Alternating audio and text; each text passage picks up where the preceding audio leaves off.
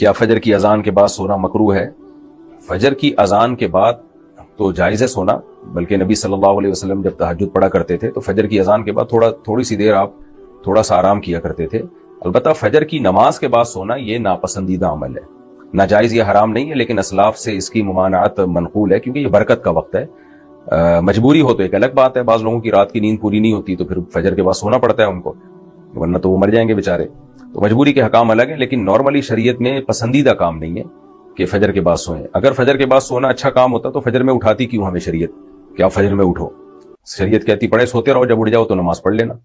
اس لیے تھوڑی اٹھایا جا رہا ہے کہ اٹھو پھر نماز پڑھ کے پھر دوبارہ سو، اس سے تو نیند ٹوٹ جاتی ہے انسان کی۔ تو فجر میں اٹھایا ہی اس لیے جا رہا ہے کہ ہم ارلی ان دا مارننگ اپنے کاموں کا آغاز کریں۔